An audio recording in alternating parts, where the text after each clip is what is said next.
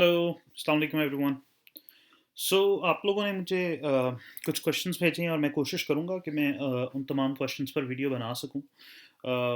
भी मुझे एक क्वेश्चन आया हुआ है कि व्हाट डू आई थिंक कि जो ये कोविड मैच हुआ है, इसकी क्या इम्प्लिकेशंस होंगी, जो वर्चुअल इंटरव्यूज ओनली मैच हुआ है और इसमें जो चेंजेस आई हैं। मसला ये है यार कि देखो, मैंने जो स्टेप वन चेंज वाली वीडियो है उसमें भी यही कहा था कि right, I don't have a crystal ball through which I can look into the future and tell you guys कि ये होने वाला है। All I can do is के make a calculated guess, right, and just guesstimate कि भाई future में क्या होने वाला है based on my limited knowledge and experience. तो जब भी कभी ऐसा होता है ना कि एक फैक्टर आउट ऑफ पिक्चर निकल जाए, जैसे स्टेप वन का स्कोर अभी निकला है, या नेक्स्ट ईयर निकलेगा 2022 से, या आपके इन पर्सन इंटरव्यूज निकल गए, तो वही होता है कि जो बाकी फैक्टर्स होते हैं उनकी इंपॉर्टेंस बढ़ जाती है। और जैसे मैंने उसमें स्टेप वन वाली वीडियो में भी कहा था कि, और अभी मुझे इसमें भी यही लगता है कि अनफॉर्चुनेटली जब आपके इन पर्सन इंटरव्यूज नहीं हो रहे ना, तो me as a program director I am more than likely to hire American grads, फिर कैरेबियन ग्रेड्स जो कि US citizens, US green card holders हैं और Caribbean medical schools Ross Saint George से पढ़ के आते हैं। And then I am more than likely to interview and rank foreign grads. उसकी वजह क्या है? पहले देखो, इंटरव्यूज़ होते क्यों हैं? ये इंटरव्यूज़ होते इसलिए हैं कि सबसे बड़ी जो वजह है इंटरव्यूज़ की वो ये है कि वो आपको मिलें, इन पर्सन देखें। वरना बगैर इंटरव्यू के खाली स्कोर्स पे आपको क्यों नहीं रेजिडेंसी दे देते? What they want to see is के to meet you in person. आप इंग्लिश सही बोल सकते हो, आप काम सही कर सकते हो, आपके मैनरिज्म्स, आपकी प्रोफेशनलिज्म, आप लोगों से डिसेंटली रिस्पेक्टफुली बिहेव करते हो, आप स्ट्रेस में, और जब आपके ऊपर एक परेशानी आती है तो आप कितना अनकंफर्टेबल होते हो, कितना नर्वस होते हो। अब ये सारी चीज़ें तो उन्होंने असेस कर ली आपसे टेलीफोन इंटरव्यूज़ में, जिसने जो जो मुश्किल क्वेश्चंस पूछने हैं वो पूछ लिए। जो नहीं असेस हुआ वो ये है कि आपकी मैनरिज्म्स क्या हैं, आपकी प्रोफेशनलिज्म्स क्या हैं। और आप लोगों के लिए प्रॉब्लम ये है कि आप लोगों ने प्रोग्राम्स को इन पर्सन नहीं देखा, तो यू डोंट नो, राइट, कि ये प्रोग्राम कितना टॉक्सिक है, कितना मेलिग्नेंट है। आपको उधर की इन्वायरमेंट का अंदाज़ा नहीं है, एक वाइब नहीं कोई मिल रही आपको, हॉस्पिटल देखने का, हॉस्पिटल इक्विपमेंट देखने का, अ, जो सारे कैफेटेरिया देखने का, डिपार्टमेंट देखने का जो एक्सपीरियंस था, आप उस सारे से महरूम हुए हो। तो दूसरा एक बहुत बड़ा इशू जो होता है ना, वो हम लोग we tend to ignore and nobody is talking about, कि जो फील आती है, आप जाते हो ना किसी भी एरिया में, फॉरगेट द हॉस्पिटल, उस टाउन की क्या फील है, वहाँ पे घर कैसे हैं, लोग कैसे हैं, कम्युनिटी कैसी है, आपको जाके थोड़ा बहुत अंदाज़ा हो जाता है। अच्छा, नियरेस्ट आपके आसपास कोई स्टोर है कि नहीं है, is it in the middle of nowhere, is it a big city, is it a very high crime region. तो unfortunately unless your guys are doing a lot of research, ये चीज़ें आप लोगों को पता नहीं लगेंगी। जो अमूमन आप इंटरव्यू जाते हो तो आपको जाके एक जगह का पता लग जाता है, ओ ये तो इन द मिडल ऑफ नोवेयर है। मैं मैप पे देखा, जैसे मुझे याद है मैंने नॉर्वॉक हॉस्पिटल में इंटरव्यू देने गया था, तो वैसे तो on map it looks pretty close to New York, I think घंटे का फ़र्क है, लेकिन वो कम्प्लीटली दूसरी दुनिया है, अंधेरा है बिल्कुल, और वो लाइट्स भी नहीं थी। और मैंने कहा, मतलब it was surprising for me कि न्यूयॉर्क मैनहट्टन से 1 घंटा दूर उनका इतना बड़ा हॉस्पिटल है, अच्छा हॉस्पिटल है, लेकिन वो आप उस पूरे एक एक्सपीरियंस से कम्प्लीटली महरूम हो जाते हो। तो अब फिर सवाल आता है कि आप अब व्हाट टू एक्सपेक्ट।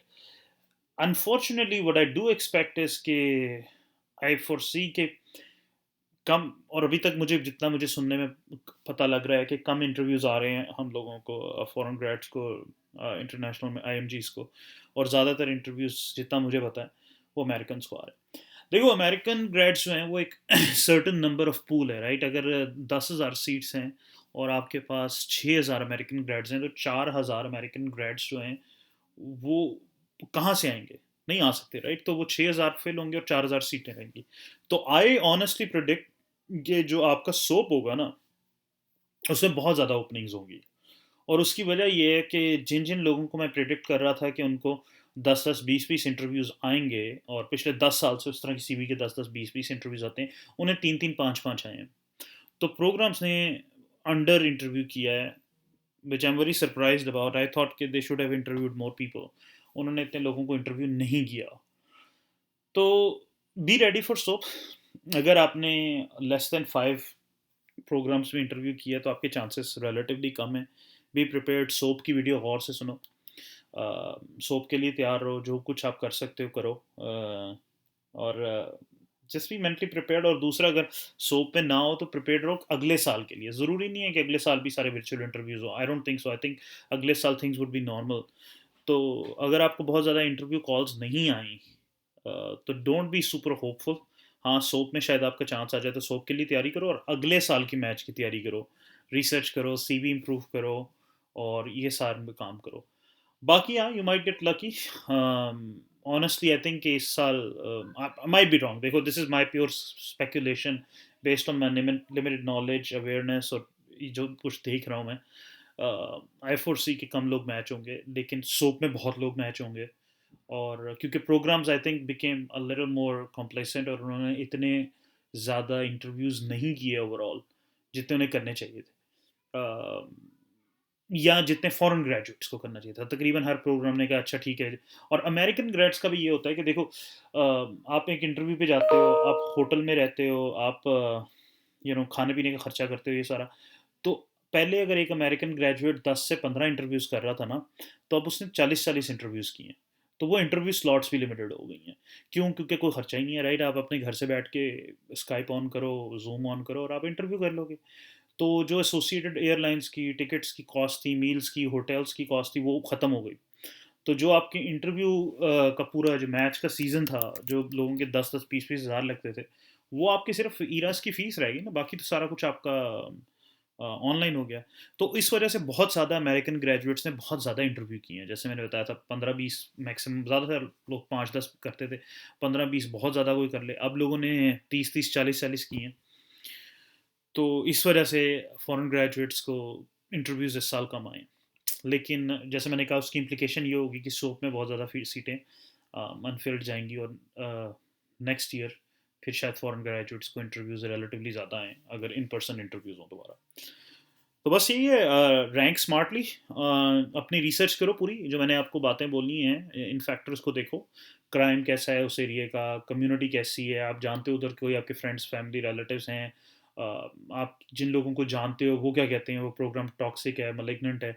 उस हॉस्पिटल में अगर आप डिफरेंट प्रोग्राम्स या डिपार्टमेंट्स में किसी से जानते हो, तो do your homework, try to figure out things. वहाँ पे कुछ खाने पीने की जगह हैं, ग्रॉसरी स्टोर्स हैं आपके लिए, जो जो मतलब देसी ग्रॉसरी स्टोर है, मतलब ये छोटी छोटी चीज़ें थी when you live the practically. अगर बच्चे हैं तो आपके डे केयर्स हैं, होम सपोर्ट है, स्कूल्स कैसे हैं, यू नो जिनकी फैमिलीज हैं उनके लिए ये चीज़ें बहुत इंपॉर्टेंट है। अगर आप शादीशुदा हो, आपकी वाइफ जो हैं वो हाउस वाइफ हैं, तो और इर्द गिर्द सेम कल्चर के मिलते जुलते लोग हैं कि नहीं है।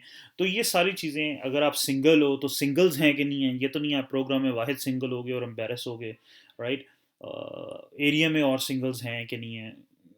मतलब आई यूज टू से अनफॉर्चुनेटली गाइस, सिंगर में अगर आप सिंगल आते हो ना, तो आप 5 साल बाद सिंगल ही जाते हो। मैंने यहाँ पे ट्रेनिंग की है, यहाँ पे कभी किसी की कोई शादी नहीं होती, कुछ नहीं होता, सारे देर वेरी फ्यू सिंगल्स। तो मतलब ये डिफरेंट चीज़ें हैं, right? There are other factors, तो look at all these factors, और उसके मुताबिक सारी चीज़ों को देख के रैंक करो। और NRMP जो रैंक ऑर्डर है उसके ऊपर मैंने पूरी एक वीडियो की है, उसको सुन लो। और थोड़ा आपको उससे भी गाइडेंस हो जाएगी कि रैंक करने, वो थोड़ी जनरल रैंकिंग के लिए मैंने वीडियो बनाई थी, not specifically for this season, क्योंकि इस तरह चीज़ें बहुत मुख्तलिफ हैं। तो फिर अगर हम देखना है तो जो जनरल रैंकिंग की चीज़ें वो फिर आएंगी कि H1 वीज़ा आपको जहाँ मिल रहा है, वो वेरी हाईली रिकमेंड कि H1 वीज़ा करो, यूनिवर्सिटी प्रोग्राम में करो जाओ। फिर उसके बाद कम्युनिटी प्रोग्राम्स H1 वाले, फिर अब J1 कोशिश करो, जितनी पूरी कोशिश करो कि J1 पे ना करो, अगर नहीं कुछ मिल रहा तो it is what it is, right? और हाँ, I think these are main things. और अगर कोई और आपका क्वेश्चन हो इस बारे में तो मुझे बताना, I be more than happy to answer it, ठीक है? Never give up, never lose hope. Okay, good luck, bye.